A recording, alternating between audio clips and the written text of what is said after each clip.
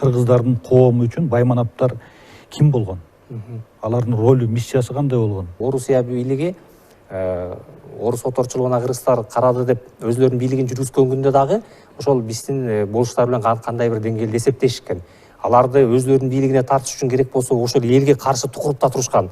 Бирин-бирине болуштуу шайлоодо эки уру элди уруштуруп же эки досту уруштурганга чейин барган. Байманаптарга болгон мамиле совет бийлиги тарабынан кандай болгон? Ошол элдин арасынан чыккан мурда томаяк, жарды жалчы деп келчүбүз. Алардын баары кучерендер болуп атка минип алып, алар эзелтиден калган кектерин алыш үчүн да жасаган иштер болгон.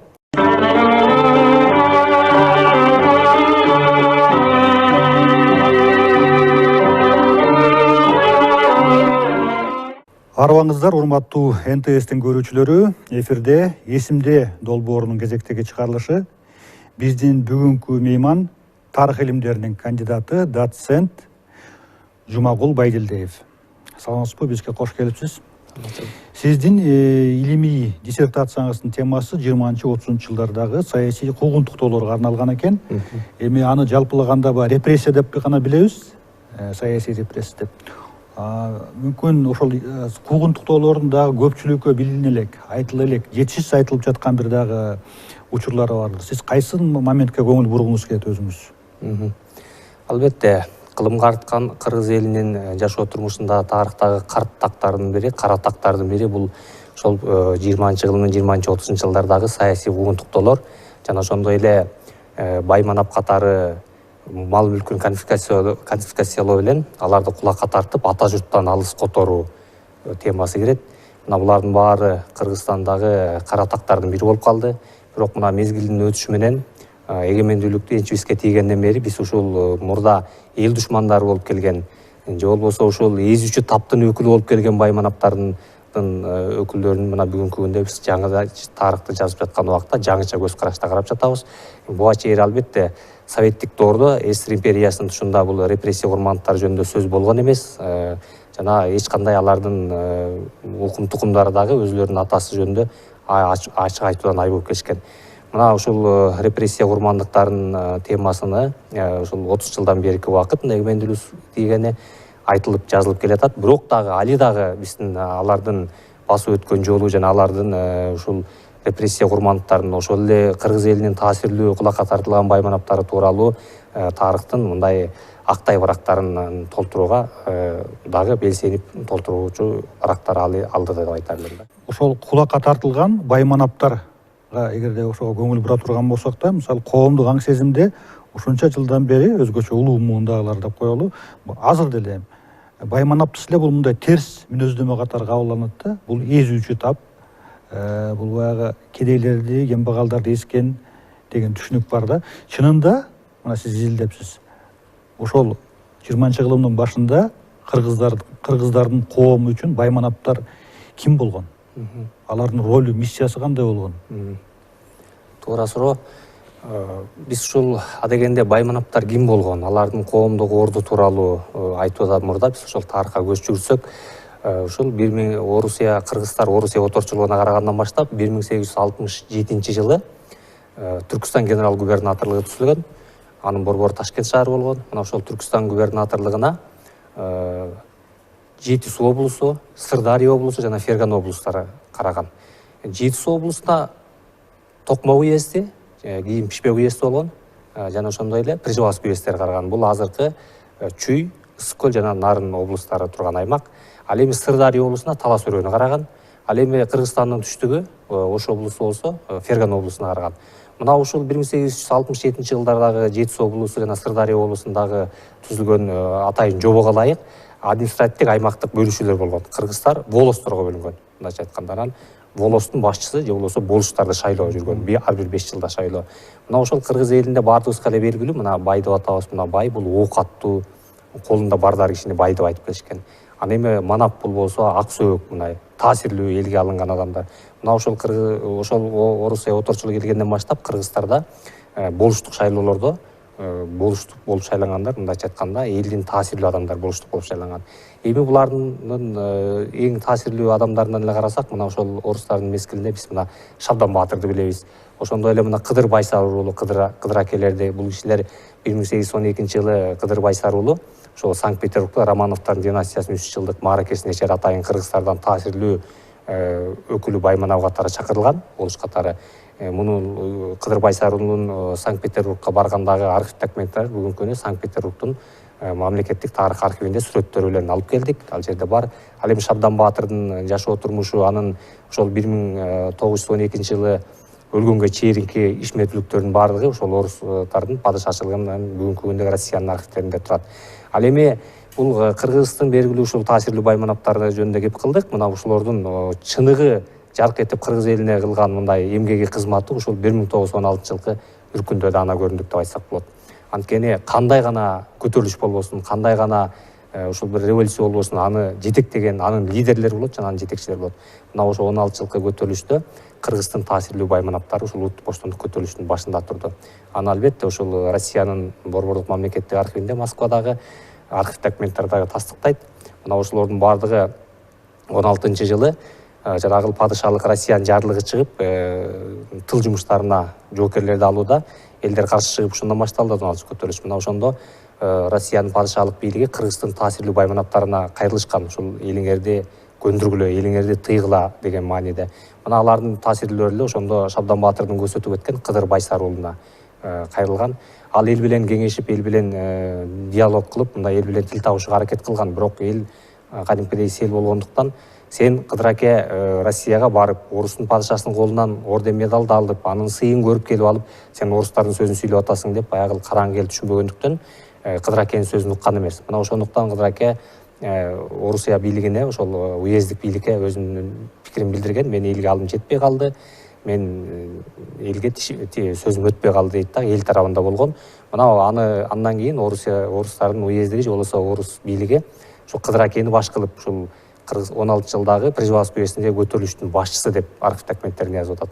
Мына эми бул чүйөрөнүн алып келсек, кеминде Шабдан Баатырдын балдары мына ошол Мөкүштү хан кылып, Шабдандын уулу.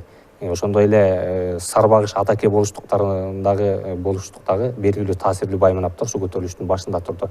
Булардын баардыгы 1916 жыл көтөрүлүштөгү ошо Кыргыздын улуттук боштондук көтөрүлүштө Кыргыздын көтөрүлүш башчылары деп ушул Россиянын архивтеринде болгон жана ошол орус падышачылыгы ошол адамдарды издөө салып, кийин 16-жылы Кытайга качып кеткенден кийин аларды Кытайга чейин издөө салып, аларды ошол элдин башында турган улуттук лидер катары каралап келишти. Чындыгында ошол убакта элдер ушул көтөрүлүш башчылары ушул Байманаптардын болуштардын сөзүн уккан. Алар таасирлүү, дөөлөттүү, сөөлөттүү адамдар болгон. Мына ошондуктан ушул биз Байманаптар жөнүндө сөз кылганда мурда союз мезгилинде ошол советтик коммунисттик партиянын тушунда советтик идеологиянын бир беткей саясатына ылайык ошол эзүүчү таптын өкүлү катары ушундай бир Байманап дегендер керек болсо, ошол Байманаптын тукуму деп аларды каралап, Байманаптын тукумунанбыз деп айткандан айыгып келгендер да болду. Ал эми ошол совет доорунда карап көрсөк, баардыгы эле өмүр баяндарын окуп көрсөк, Кедеги хан үй бүлөсүндө төрөлгөн биз айтып келген да. Көрсө биз азыр ошол Кыргыздын белгилүү таасирлүү адамдарынын баардыгы ошол болуштук башкарманын башында турган Байманаптар болгон. Булар 1920 жылдары ошол Кытайга журт которуп кетишкенден кийин, качып кетишкенден кийин кайра 20-17 жылдардан баштап кайра мекенине кайтып келе башташкан. 20 жылдан баштап ошо кайтып келгенден кийин дагы аларды ушул Байманаптын тукумдары катары куугунтуктабай Кыргызстан жеринде жашатып, ошолорду жайгаштыруу боюнча атайын чечимдер чыккан совет бийлигинин. Бирок алардын баары аткарылган эмес.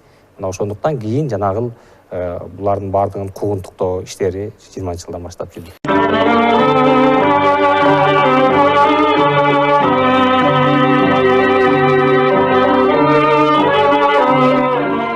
Негизи ошо кыргыз коомунда, кыргыздардын арасында ошол революцияга чейинби, андан кийинби калың эл тарабынан Байманаптарга кандай мамиле болгон?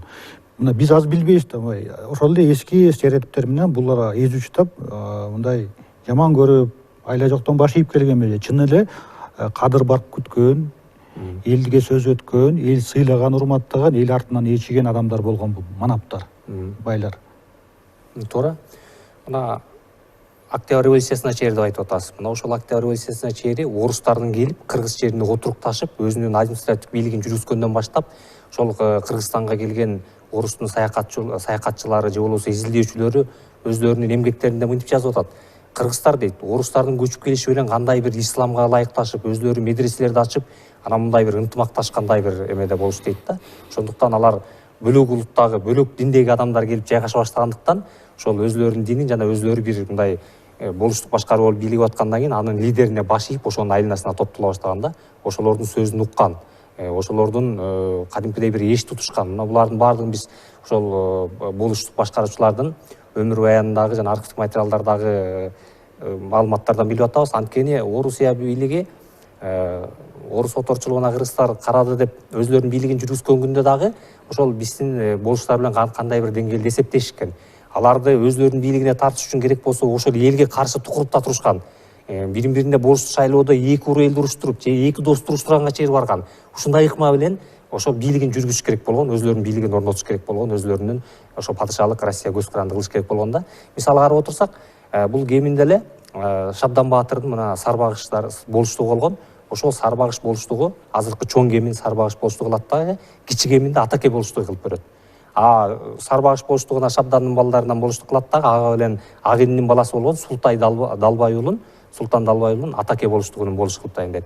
Жакшы жеринин баарын, Атаке болушунда жакшы жерлердин баарын Сарбагыш болуштугуна бөлүшүп берет дагы, эки бир туугандын ортосунда мындай чагымчылдык иштери жасашат, бири-биринин жакшы жерлерин. Жерки бөлүп жарып сал дагы башкара бер дегендей принцип турбайбы? Ошондой жасашат. Мунун баардыгы кийин 16-жылы үркүндө падышага 16-жылы Москванын борбордук архивинде документте жазылып турат. Ошол 16-жылы полицейский департамент дейт. Мындайча айтканда, ошол бүгүнкү күндө айтканда КГБнын документи болуш керек. Ошол Прижевалск уездинин начальниги 16-жылдагы Прижевалск уездине көтөрүлүштүн келип чыгуу себептери боюнча падышага отчет берген 16-жылдын декабрында. Мына ошондо айтып атат, бул биз дейт эки бир тууган элди бөлүштүрүп туруп, Атаке болуштугу менен Сарбагыш болуштугунун жерин тартып берип койдук элек, эки агинди бөлүштүрүп. Бул кыргыздар ынтымактуу экен дейт. 16-жылкы элдин башына мүшкүл иш түшкөндө эки ур эл бириктирди дагы, ошолор кой эми өткөн кекти унуталы дешиптир. Андан көрө бизге мына душман пайда болду. Эми деп ошол жана Мөкүштү Шабдандын баласы Мөкүштү хан көтөрүп, бир ак боз бейни сойду дагы, кылычтарын канга малып туруп, антташып туруп, орустарды аябыз кырып кире дейт. Булар деген башына кыйынчылык түшкөндө биригип кетет экен. Биз канча бир атанын балдарын уруштурсак дагы баштарына кыйынчылык түшкөндө биригип кетет дейт. Мына ушулардан көрүнүп тургандай, бул Октябрь революциясына чейинки ушул байманаттардын таасири болсо, экинчиден ушул кеңеш бийлиги келгенден кийин, жана айтып атпайсызбы, көпчүлүк кеңеш бийлиги келгенден кийин дагы ошол Кытайга качып кеткен байманаттар кайра кайтып келгенден элдер кайра аларга дагы айланасына топтолуп, алардын сөзүн уга башташкан. Мына ошондуктан кеңеш бийлиги ушул таасирлүү байманаттарды биротоло шайлоо болоордун алдында элдер алардын сөзүн угуп кетиш керек болчу. Элдер баардыгы мисалы орус тилин билбесе, маалымат массалык каражаттары жок. Шайлоодо эң таасирлүү гана ошол өзлөрүнүн журт башчыларынын же болбосо ошол болуштардын белгилүү таасирлүү адамдары. Азыр сөз Совет бийлиги учуру 20-жылдар, 30-жылдар жөнүндө. 20-жылдардагы. Бул Совет бийлиги орногондон кийинки убакта. Шайлоолор бул жергиликтүү кеңештерге шайлоолор болобу кандай? Кеңештерге шайлоолор болуп атат. Ошол убакта бул белгилүү адамдарды таасирлентип, ошолорду белгилүү адамдардын арасында карапайым эл ошолорго топтолуп, алардын сөзүн угуп турган убак болчу ал убакта дагы.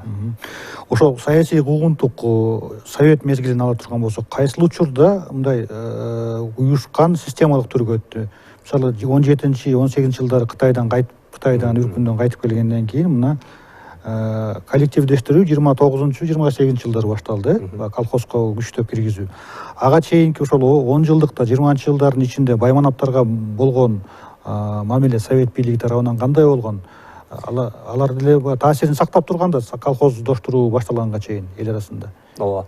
Албетте, биринчи жана башта айткандай эле, ошол Кытайда үркүндөн кайтып келгенден кийин кеңеш бийлиги аларды куугунтук алган эмес. Жана айтып атабыз, бул 1920-жылы ушул Ташкентте атайын Шабдандын балдары, эң таасирлүү Шабдандын балдары жана үркүндө хан шайланган Мөкүш, Кемел, Исанбүйдүн балдарына Кыргызстандын кайсы гана аймагына болбосун келип жашасын, аларга тийбегиле деген атайын буйрук чыгарышат. Совет бийлиги. Ошондой эле баардык эле ушундай байманап, ошо таасирлүү адамдардын баары Кытайга кеткен, баарына ушундай эркиндик берилген Кыргызстан аймагында жашоого. Бирок мына 1920-жылы эң акырында Мөкүштөр ошо 22-жылдары Кытайдан кайтып келишти. Кыргызстан аймагында жашады. Буга атайын Михаил Васильевич Фрунзе өзү кийлигишип, Шабдандын балдары Кыргызстанда жашасын, аларда азырча эч тийишпегиле деген атайын эмени коет. Бирок 1925 жылдын ноябрында ал буйругу Фрунзе өлгөн кезде келет дагы, бирок кайрылы шабдандын балдарын ошол байманаптарды куугунтуктоо иштери башталат. Анткени бул 20-жылдагы 1920-жылдардын ортосунда башталган коллективдештирүүдө жана алардын мүлкүн алып конфискациялоо биринчи эле ушул ок аттуу байманап адамдар түшүшкан. Алардын түшкандагы аларды ырбаткан нерсе эң негизги эле ушул элдин арасынан чыккан мурда томаяк, жарды жалчы деп келчүбүз. Алардын баары куучирендер болуп атка минип алып, алар эзелтеден калган кектерин алыш үчүн да жасаган иштер болгон. Бул жерде баягы ошол бийликтин отуруп алып.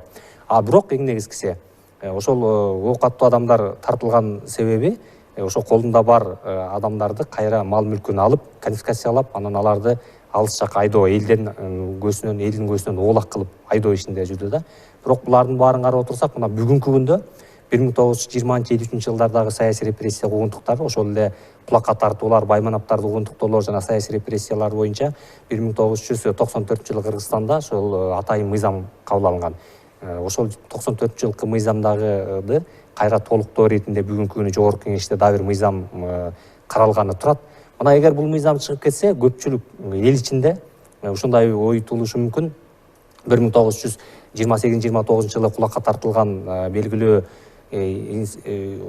инсандарыбызды, ошол кездеги биздин мына мамлекет түптөгөн инсандар Чусу Абдрахманов, Абдыкадыр Орозбеков Борбордук аткаруу комитетинин төрагасы болуп турду, Баяли Сакеев, Төрөкул Айтматовдор бүт ошол убакта, мезгилде Кыргызстандын ошол борбордук бийлигинде турушкан. Анан эми эл арасында ушундай бийлик болушу мүмкүндүр.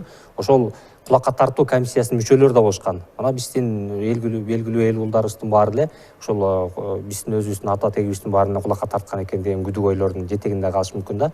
Ошондуктан мен буларга тарыхчы катары карапайым элге же коомчулукка түшүндүрүү иретинде айтсак, эң негизгиси Кыргызстанда 1926 жылы ошол колунда бар ок аттуу кишилерди кулакка тартуу иши 26 жылы сөз болот. Атайын резолюция даярлап баштайт да.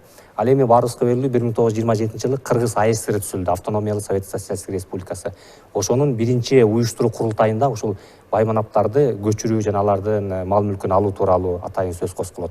Бул 1927 жылдын 27 январында ушул ВКПнын Орто Азия бюросу болот. Орто Азия бюросунда белгилүү байманаптарды ушул кулакка тартып мал мүлкүн алуу боюнча иш каралат дагы.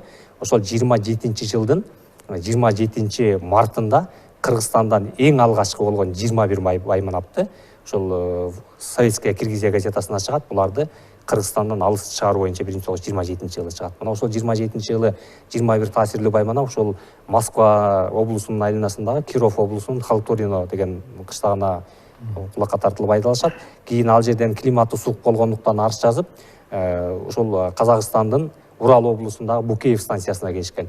3 жылга ата мекенден арыз сүрүнгө айдалышкан. Бирок буларда кимдер эле белгилүү таасирлүү кишилер эле жанагы Шабдан Баатырдын Мөкүш Кемел Исамийдин 3 уулу жана ошондой эле 16-жыл көтөрүлүштөгү белгилүү Кочкордон чыккан Канатов эки уулунун Карыпбай Канатов деген уулу болгон. Эми булардын баардыгы белгилүү инсандар болгон. Мисалы Карыпбай Канатов жөнүндө айтсак, буга чейин белгисиз материалдар ал киши жөнүндө 16-жылдагы көтөрүлүштө дүйнөлүк биринчи согушка бизде тыл жумуштарына жоокерлер сурабады, бирок дүйнөлүк биринчи согушка кыргыздар катышты беле деген суроо туулган да.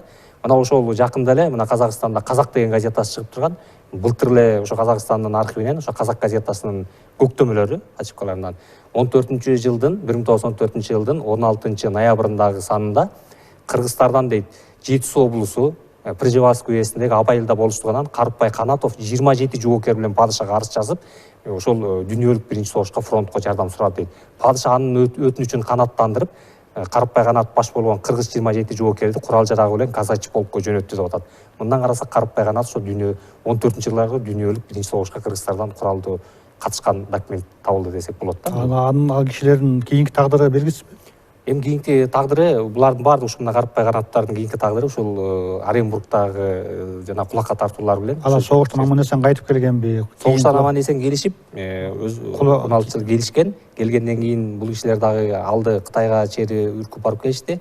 Ал эми калганынын баары мына 27-жылы булардын баарын таасирлүү байманап катары кулакка тартып атпайбы. Жана 27-жылы эң биринчи мына ушул 21 байманап. Эң негизгиси 24-жылы ошол талас болуштугунан ошол Алиев Кудайберген менен Чалып Кудайберген, Кызылбаш жана Карабаш деген Кудайбергендер биринчи жолу кулакка тартылгандыгы жөнүндө документ 24-жылы кесишет. Ал эми бул 27-жылы 21 Байманап айдалгандан кийин биз жана Жусуп Абдрахмановдордун, Абдыкадыр Розбековдордун келе атпайбызбы? Ошол 28-жылдын 16 октябрында ошол ВКП Кыргыздын Борбордук аткаруу комитетинде мүчөсүндө Шубриков, Ванжер, Жусуп Абдрахманов, Имаш Токпаев жана Кекин баш болгон комиссия түзүлөт. Колунда бар адамдарды кулакка тартып, алардын мал мүлкүн алуу боюнча. Биринчи отуруму арадан 8 күн өткөндөн кийин 24 октябрь 28-жылы болот. Ошо Жусуп Абдрахманов өзүнүн күндөлүгүндө жазып атат, 24 октябрь 28-жылы күндөлүгүндө мен түшкү саат 12-ге чейинки Борбордук ошол аткаруу бюросунун комиссиянын отурумунда отурдум дейт. Мен кулакка тартууга келгенде ушул Байманаптар кулакка тартууга каршы турдум дейт. Мен аларга болушкандыгыман же болбосо ким айтып атат дейсиз? Жусуп Абдрахманов өз күндөлүгүндө жазып атат. Ошо кулакка тартуу комиссиясынын мүчөсү болуп атат да, Чет адам менен бирикте. Мен ошол комиссиянын отурумунда азыр кулакка тартууга болбойт деп мен каршы турдум. Мен аларды актоо иретинде эмес, аларга болушу иретинде каршы турган жокмун дейт. Биринчи элдин турмушун көрөлү дейт. Элдин турмушу жакыр болчу. Эгер буларды малын ортолукка алабыз деп атып, элди ого бетер жакырлантып алабыз. Экинчиден, биз булардын баарын таасирлүү адамдарды ого бетер таасирлентип алабыз дейт. Элдин алдында таасири күчөп кетет дейт. Ошондуктан бул иш азырынча эрте деген жыйынтыкка келдим дейт дагы. Ал баардыгын көндүрөт дагы, комиссия ошо боюнча таркап кетишет кулакка тартуу ишинде. Бирок ага болбой эле арадан 3 ай өтпөй эле 29-жылдын 4-февралында Кыргызстандагы таасирлүү 44 Байманапты ошол Оренбургка тартуу боюнча, кулакка тартуу боюнча атайын буйрук чыгарылып 44 Байманаптын тизмеси жарыяланат. Бирок тизмеси жарыяланган убакта адегенде 30-35 адам тартылыш керек болгон. Бирок кошумча тизме менен кошуп отуруп 44 Байманапка жеткен. Булар эмне үчүн кошумча тизме болду? Атайын жана Байманаптар тууралуу токтом чыкты да, жобо чыкты. Ал жободо мындай болчу. Эгерде таасирлүү Байманап ошол падышалык Россиянын убагында орус падышачылыгынан орде медаль алса, кеңеш бийлиги келгенде кеңеш бийлигине каршы куралдуу көтөрүлүш чыгарса, же болбосо аябай эле байып кетип маалы 300-400 баш болсо деген бар болчу да, положенияга киргендер, жобого киргендер. Бирок 30 адамдан көбөйтүп 44 Байманаптын өмүр баянына кайрылсак, мисалы алардын ичинде баарыбызга белгилүү обончу аткаруучу жана Боогаччын болоюн деп Жакыпбек Боогаччы уулу. Ал өзү обончу аткаруучу, өзү элге таасирлүү обончу аткаруучу болгон. 1916 өлкөнүн алдында болуштукка келген, шаркат могулчулугуна. Бирок анда анча деле 300-400 кою жок болчу. Падышалык Россиядан деле андай падышанын колунан орде медаль алган эмес. Кеңеш бийлигине каршы көтөрүшкө да чыккан эмес. Мына ушундай тизмелер менен кошулуп кирип калган. Бирок 44 Баймана эмес, бул жерде үй бүлө мүчөлөрү менен 319 адам айтылат. 44 түтүн болгон экен. 44 түтүн. Эми бул жерде мындай болуп атпайбы? Түтүн да эмес. Мисалы бул жерде мына Нарын районунун Оттукта болуштук Буланов Чыңгыш ажы деген болгон. Эми Чыңгыш ажынын эле бир эле кишинин өмүр баянына кайрып көрсөк, Чыңгыш ажы өзүнүн байбичеси менен жана 18 жаштагы кызы бар экен, ал менен 2 уулу бар экен, 2 уулу тең үйлөнүп жайланган, өзүнчө жашаган. 2 уулу, келини, неберелери, 3 небереси менен бир эле Чыңгыш ажыдан 10 киши кетип атат үй бүлөсүнөн. Ал эми биз баарыбызга белгилүү, мына Казыбек Мамбетовдун деп атабыз, Казыбек Казалчы. Ал 44 Байманаттын тизмесинде жок, атасы Норузбаев Мамбетимин бар. Ал Мамбетимин баласы катары эле Казыбек Казалчы жубайы менен кошо айдалып атат. Мына ошентип 29-жылы 4-февралда 44 белгилүү таасирлүү Байманапты Оренбургка айдап атат. Мунун айдалгандыгынын ошол Жусуп Абдрахмановго кайрылып келсек, мына дагы бир эмгегине. Ал айдалгычы эле 28-жылы сентябрда Жусуп Абдрахман 18 сентябрда Москвага барат. Москвага барат дагы Борбордук ВКПнын, Борбордук партиянын аппаратына барат дагы. Ал жердеги кызматкерлер менен сүйлөштүм дейт өзүнүн жазган күндөлүгүндө. Бүгүнкү күндөгү биздин абалыбыз кандай? Кайсы жолго баратабыз? Деп ушул бүгүнкү күнүбүз тууралуу, партиянын абалы тууралуу сүйлөшсөк, деги эле бирибиз дейт, каяка баратканыбызды билген жокпуз дейт. Борборго барсак, парт төбөлдөрдүн ушундай төрө бейилчилиги дейт, бизди жогору төмөндөн келдиңер деп, мындай кекелөө басмарлап кабыл алды дейт. Өзлөрүнүн моюнда бергенин беттешкен жок дейт. Кыласыңар деп эле мындай команда берип атат да. Биз болсо туруп калдык дейт. Эч ким жоопкерчиликти моюнуна алгысы келбейт дейт. Жөн эле эптеп эле макул дейт. Бир дары коркот дейт тиги бийликтен. Же атылып кетиши керек, репрессия болуп, кыңк этпей аткарыш керек, моюнуна байланып болуп баардыгы баштарын ийкешет. Биз болсо дейт, мына иштей турган, жаңы эле эрге отурган атка отурдук дейт. Эрге отурганыбыз бекемдейдик деп биз эмне кылыш керек чаржы айтып ойып да калдык. Демек бүт баардыгын эле Борбордук аппарат чечип коюптур деген сөздү айтып атат да. Ал чечип койгону көрүндү. 29-жылы 4-февралда алар канчалык Кыргызстанда комиссия каршы кое тургула болбойт азыр деп атса болбой эле, тиги Борбор жактан келгени менен кулакка тартып жүрүп кетти. Мына демек ушулардын баардыгын алганда ал кулакка тартуу иши борборлоштурулган борбордук аппараттан келген. А мен көндүрдүм дейт келип алып. Тиги эмеге айтып атат, Шакырайга айтып атат пресс-секретарь, ой элдин абалы момундай, а Шакырай мойнуна алгысы жок дейт. Анткени баарыбызга белгилүү ошол Казакстанда деле, Кыргызстанда деле бизге 45-жылга чейин ВКПнын биринчи секретары борбордон Каменскийден баштап Шакырай, бага Любов бүт бардыгы Россиядан келген, борбордон келген орус адамдарынан келген десантниктер болгон. А биздин борбордук аткаруу комитети мына Жусуп Абдрахманов, ошол Абдыкадыр Озбековдор канчалык өздөрүнүн жергиликтүү элдин менталитетин билген, элдин жашоо турмушун билген, көйгөйүн билген ойлору менен алар эсептешкен эмес. Мына акырында ошол кулакка тартуу иши күчөп, ошол Оренбургка 44 байманаттын айдалышы менен ошо Кыргызстанда кулакка ата журттук отору кулакка тартуу иши күчөдү десе.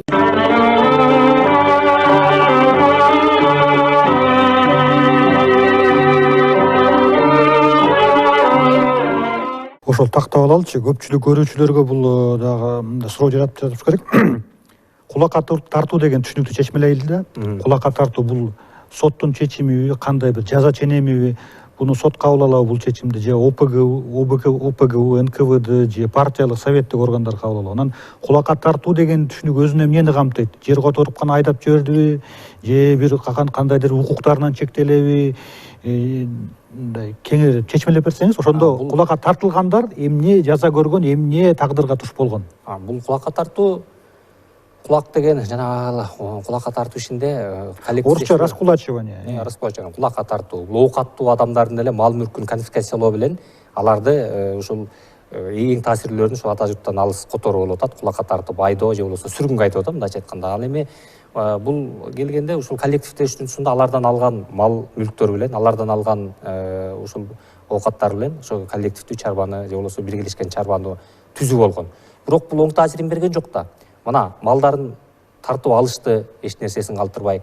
Анан анын тартаардын алдында алдуулары малдардын баарын сатты, сата башташты, бергиси келген жок, сатып, малдын өлүмү асайды, көбөйдү. Элдер болсо коллективдүү чарбага малды ортого жыйганы менен ал жерде ошол түшүмдүүлүк асайып кеткен, малдын саны асайып кеткен, жакырчылык көбөйүп кетти. Алдуулар болсо мына куралды алып алып, малдарын айдап алып, чек араны бузуп, мына Кытайга чейин качып кетишти. Мына ушулардын баардыгы көрүнүп тургандай, кулакка тартуунун башталышында ушул 30-жылы ушул Жусуп Абдрахмановду борборго чакырат дагы, кайра эле ушул борбордук бүткүл союздук борбордук аткаруу комитетинде Москвада Атайын Абдрахмановго 30-жылдын ноябрында тапшырма берет. Сен бүгүнкү борбордук аткаруу комитетинин ушул отурумунда ири байманаттарды кулакка тартуу боюнча доклад жаса дейт. Бирок алынан кадимкидей Жусуп Абдрахманов баш тартат. Бул 30-жылдын декабрь айындагы өзүнүн күндөлүгүндө жазылып турат. Мен алардын берген тапшырмасынан баш тарттым дейт. Бул эскирде өтүп кетти деп айттым дейт. Эми кулак башталды уже, мен эми ал тартуу боюнча менин сөзүм. Демек ошол Москванын борбордук аткаруу комитетинин эмесинен буйругунан баш тартуу бул эмне деген эрдик талап кылат. Бирок ошол эле убакта келет дагы айтат, өзүнүн күндөлүгүндө жазып атат. Аябай түшөлүп айтып атат да, эмне дейт? Мына жаз келет атат. Жаз кайда коюш даярдык эмеспиз дейт. Малдардын баардыгы асайды дейт саны. Түшүмдүүлүк пахта жыйынга терилбей калды дейт. Элдердин баарын байманаттарды кулакка тартуу менен биз деп айтып атат. Алардын таасирин көтөрүп алдык дейт. Басмачылардын топту түзгөнгө шарт түзүп берип койдук дейт мына. Ошондой эле мына жаз алды менен мага маалыматтар келип атат. Элдин баарын Кытайга массалык түрдө көчүүсү башталган турат дейт. Булардын баарын Шакырайга айтсам, биринчи секретарга, деле уккудай түрү жок дейт. Каяктагы бир жөө жомокту айтасың дегендей, асман айга секир дейт. Бирок аябай түшүп атат. Бул болбой турган нерсе дейт. Бул болбойт, бул белемси кулакка тартууну туура эмес жүргүзүп алдык. Коллективдүү саясат туура эмес жүрдү. Алардан малдарды тартып алып жанагындай кээ бирлери саткандыктан малдын саны асайды.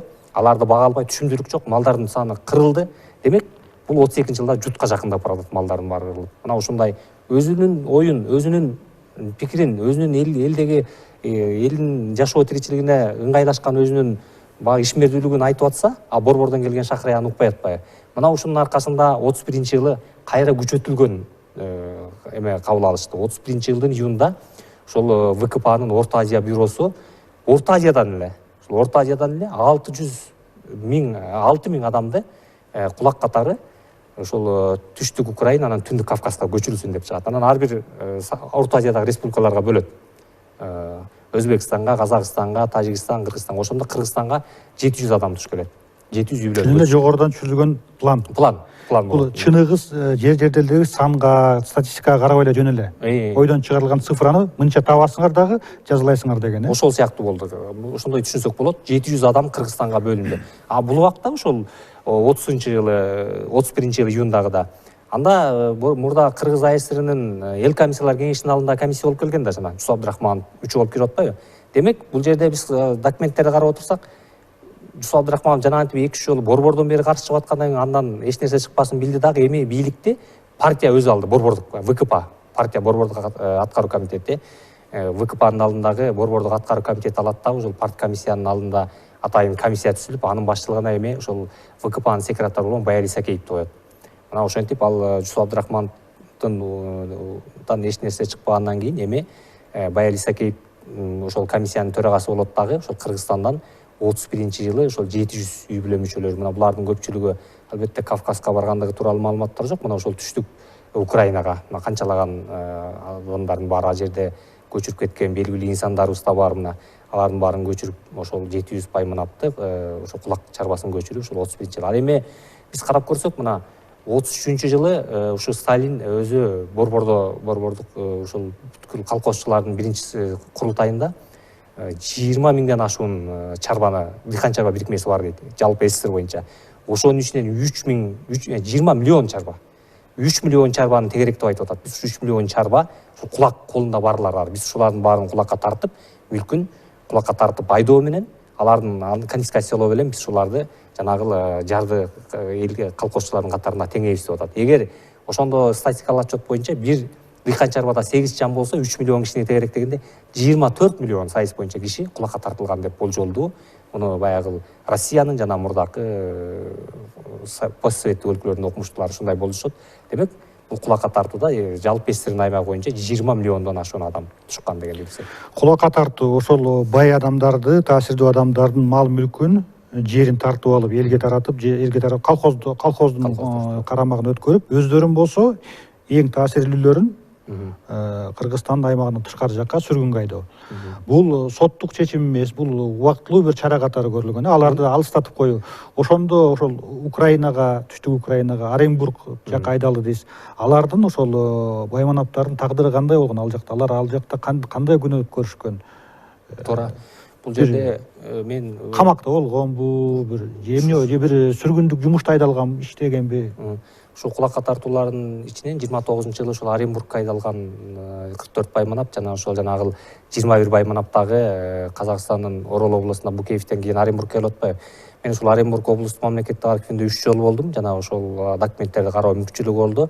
Бул жерден таасирлүү манаптардан алсак, мисалы Казыбек Казалчынын жубайы Зурабек апанын эскерүүсүндө мынтип айтчу: биз Оренбургка кулакка тартылып барганда казактын байманаптары тозуп алып айланайын Шабдан Баатырдын балдары келдиңерби деп ар бир баласына бирден ат мингизип тай союшуп деп, анан биз ушундай барганда эле ушундай бир эме турмушта жашап калдык. Анан мен таң калчумун, анда балалык окуучу, мектеп окуучулук кез ошол Зурабек апа биздин айылдан болот, Казыбек Казалчын.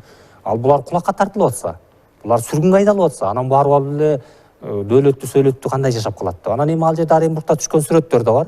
Мына сүрөттөрүн көрсөк, ошол Боогачы Жакыпбек уулу Кыргыздын байманабына кийген ошол кездеги аябай ичигин кийип, теспесин кармап, бабичеси болсо Оренбургдун тыбыт жоолугун салынып, мындай ошол кездеги мындай таасирлүү сүрөттөр менен түшөт. Байманаптардын түшкөн сүрөттөрүнүн баардыгы эле сүрөттөр менен турат.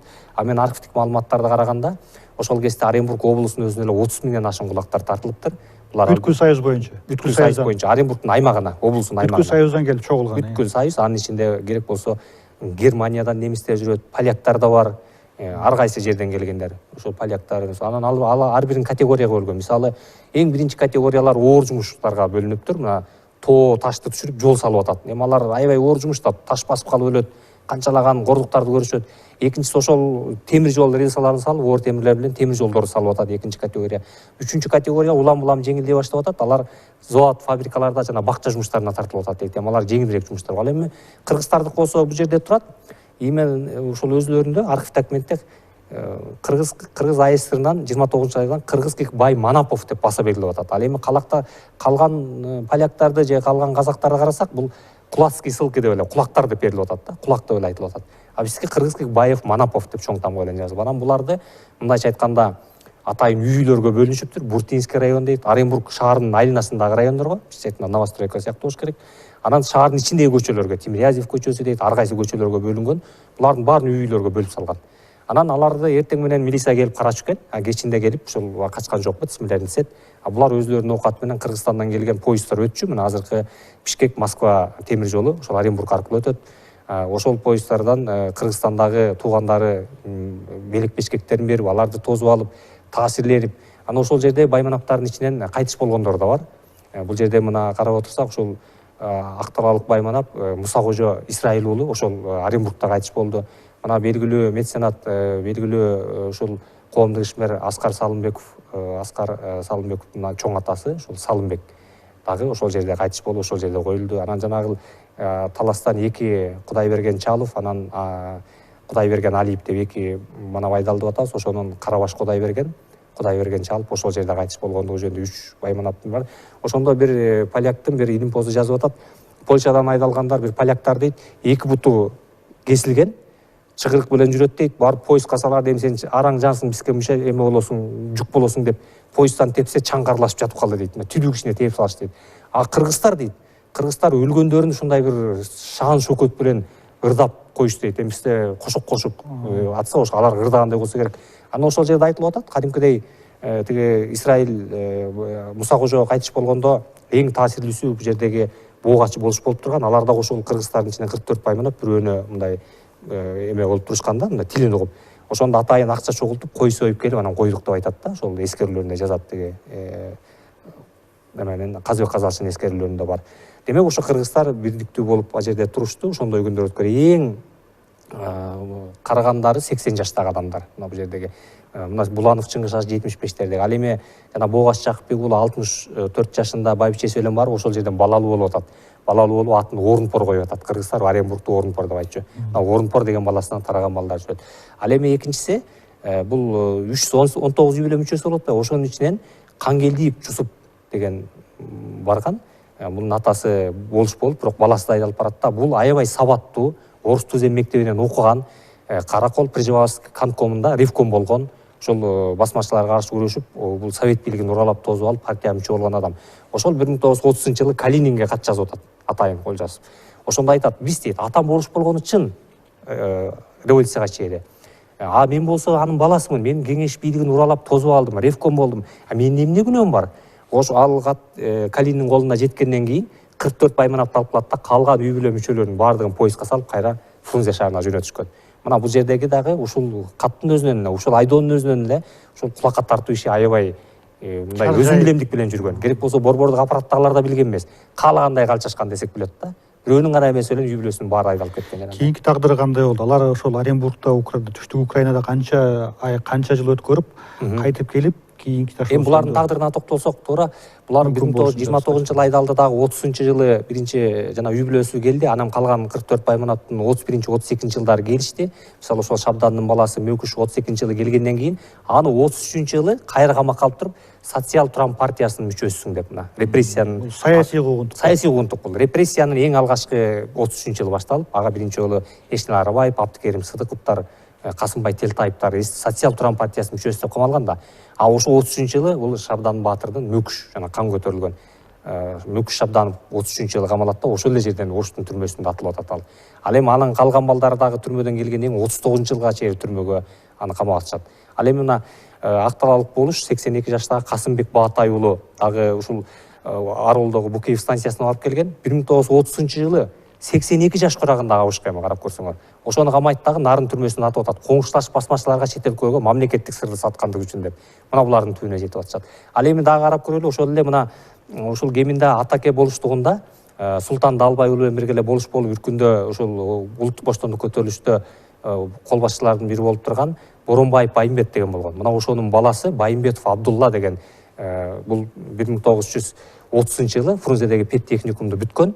Ошол Фрунзедеги педтехникумду бүтүп, 30-жылдан 38-жылга чейин Нарын шаарында мектепте номер 1 мектепте мугалим болуп туруп, 38-жылы Байманаптын тукуму деп контрреволюциялык иш үчүн деп туруп репрессияга кабыл алынат. Бирок 39-жылы 1 жылдан кийин акталып келип туруп, 41-жылы атайын июльда согушка аттанып, Москваны коргоого катышып, ана Клочковдун кол алдында Москваны коргоодо баатырларча курман болот. Мына, демек булардын баарын эле өзлөрү гана эмес, укум тукумуна чейинки айдоо куугунтуктоо башталды. Керек болсо Мөкүштүн өзү эмес, мына Мөкүштүн баласы Ажиман Шабданов, кыргыз казак, Алматыда кыргыз казак агартуу институтунда окуган.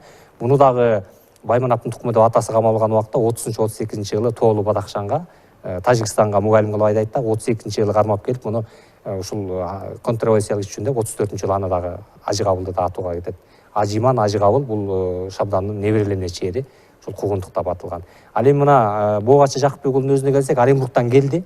Аман-эсен келгенден кийин өзүнүн туулган тууру ат башынын Акмусуна жашатпастан өзүнүн айылына жолотпогон. Дагы элдер сөздүү болуп кетет, таасирлүү элдерди чогултуп кетет деген маанидүү болуш керек.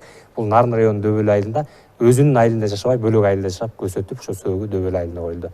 Демек, ушунун баарын карасак, ушул белгилүү таасирлүү Байманаптар деги эле кеңеш бийлиги убагында кулакка тартылып, акыркысы ушул репрессиянын капшабына кабылып, баардыгы ушул репрессиянын курмандыгы болушту десек болот. Алардын өзлөрү гана эмес, мына укум тукумуна чейин, балдары, неберелерине чейин. Бул кийинки эгемендүүлүккө келиши 91-жылга чейин Байманаптын тукуму деп ачык атын айткандан, атасынын атын айткандан айыгып келишти. Мына ушул Совет доорунун мезгилиндеги эң кара тактардын бири ушул кулакка тартуу деп айтсак.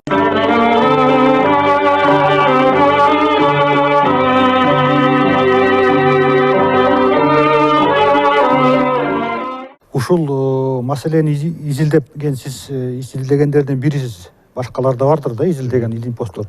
Жетиштүү түрдө терең, кеңири изилдендиби же дагы изилдей турган нерселер көп? Мисалы сиз чет элдик архивтерге чейин, Казакстан, Россияга чейин барыпсыз. Дагы көп иш калдыбы? Бул мен айтар элем, бул азыр чет ой элек деп айтсак болот. Биз азыр эч нерсенин түбүнө жете элекпиз, иликтөөнүн. Анткени муну иликтөө эми гана ачылып, эми гана кенен иликтөөгө мүмкүнчүлүк түзүлүп атат. Анткени 70 жыл бою жабык болуп келген Улуттук коопсуздук комитетине колубуз жетчү эмес. Ал архивтер эми гана беттери сыйрылып, эми гана ачылып болуп атат. Ачык деген күндө дагы жерге киргизбей аткан. Экинчиден, бир инсандын буларды иликтеш үчүн биз албетте өзүбүздүн гана Кыргызстандагы архивдик маалыматтар менен чектелип калбашыбыз керек. Жана айтып атабыз, борбордон жүргөн деп.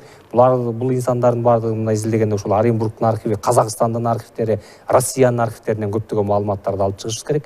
Бирок ушул илимпостторубуздун буларды изилдегенге чама чаркы жак. Эмне жетишсиз силерге? Эмне жетпedi? Албетте, эмне жетишсиз болгондо биз иликтей эле турабыз, биз дапдаярбыз, биз баралы деп турабыз. Бирок бизге ар бир шаар караган бул архив казуу, алтын казуу эле мара бар. Эгер 100 тонна топурактан араң 100 грамм алтын чыкса, миңдеген көктөмөнүн ичинен Кыргыздардын тарыхына тиешелүү бир жарым барак гана кагаз чыгат. Демек, биз 1 жылдап, 6 айлап, 2 жылдап Россиянын, Казакстандын архивине отуруш үчүн ченебеген, мындайча айтканда, каражатты талап кылат.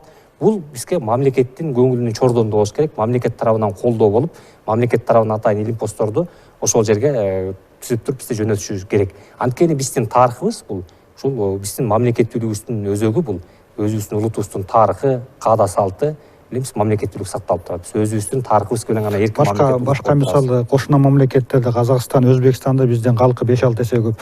Аларда бул иш кандай? Албетте. Бөлөгүн айтпай эле Казакстан айтканда бизден ат чабым аябай алыска кеткен. Буларга канча жыл мурда эле мамлекеттер жырда миллиондогон сом эмес, теңге эмес, долларлар бөлүнүп турат. Ар бир архив кызматкерлерине керек болсо ошо Санкт-Петербургка, Москвага бир айлап иш сапарларга жөнөтөт. Илимпосттордун атайын топтору бар. Булар керек болсо коңшулаш Казакстандар мына Белоруссиядагы партизандардын тизмелеринен бери, же болбосо Түркстан легиону деп Германияга концлагерге айдалгандардын тизмесинен бери көптөгөн маалыматтардын баарын алып келип койду. Санкт-Петербургдун архивинде жылда отурушту. Анткени биз эл аралык конференцияларда Өзбекстандын, Казакстандын, Россиянын, түрктөрдүн илимпосттору менен чогуу болобуз. Алардын алып бараткан иштерин көрүп, биздин ушундай бир ичибиз ачышат. Биз эми өзүбүз өз алдынча белгилүү меценаттардын же спонсорлордун же болбосо мына мекендештерибиз Россияда жашаган ошолордун диаспоралардын жардамы менен барып келебиз. Бирок биз араң бир жума гана отура алабыз, же бир 10 күн гана отура алабыз. Ал жерде биз эч нерсени майнаптуу иш чыкпайт. Каражат жетишсиз. Каражат жетишсиз. Ал эми биздин илимпосттор, даяр илимпосттор бар. Бул жөнүндө изилдеген, ушул теманы жөнүндө ишкен ашын жерге койгой барабыз деп дапдаяр кылычыбызды алып карап келебиз деп аткан илимпостторубуз барбыз. Бирок бизге жанагындай тоскоолдуктар, ал жерде караштын өзү өтө бизди чет өлкөнүн илимпосттору катары карашат. Бизге положение дагы өзүнчө көп күн отуруш керек. Мисалы бүгүн биринчи күнү делого иш кагазга заявка берип заказ берсек, 3 күндөн кийин 5 делону алып келип берет. Ошондо канчалык убакытты талап кылат. Мына мунун баардыгын мамлекеттин көңүлүнүн чордонунда болуп, бизге деген көңүлдү бурса, биздин белгилүү боло элек, айтыла элек жактар, ачыла элек жактар, инсандарыбыздын басып өткөн жолдору табылганга мүмкүнчүлүк болот элем. Бирок ушул жерде мына коңшулаш Казакстан азыр ар бир инсанда ошол репрессия болгон, же болбосо ар бир алашчылардын өмүр баянын кайрадан баштан жөн гана сөз эмес, ар бирин архивдик маалымат менен тастыктоону кайрадан колго алышты да. Биз ушул ишти колго алышыбыз керек. Бул жагынан алганда азыр биз орто муундагы тарыхчыларга кирип баратабыз. А биздин артыбызда дүбүрт жок болуп атат. Репрессияны карабайт көздүн майы алган. Азыркы тарыхчы илим посбалдардын бардыгы интернетке кирет дагы жеңил окуат, жеңил темаларды алышат. Мына бүгүнкү современный Кыргызстан деп коебуз, эгемендүүлүк мезгилдеги интернеттеги даяр маалыматтарды. А мен канчалаган өзүм дагы аспиранттарды ушул репрессия, кулакка тартуу темасына тартып көрдүм. Мыкты 5 белем бүткөн тарыхчы студенттер бар. Бирок ошол кыйын бүттүк деген студенттер да бул темага кирүүдөн айбыгып, эң негизги айбыккан эмне? Булардын баардыгы биз деген жана саргарган жүрөктүн үчүн алган КГБнын кол жеткисе архивдик маалыматтарды карап, жанагындай чет өлкөлөрдү карап анан инсанды аябай иликтешибиз керек да. Демек алар жеңил оокатка көнүп бараткандай да. Демек биз ушинтип отурсак, дагы 5-10 жылдан кийин арттагы дүбүрт илим постторду даярдай алабызбы?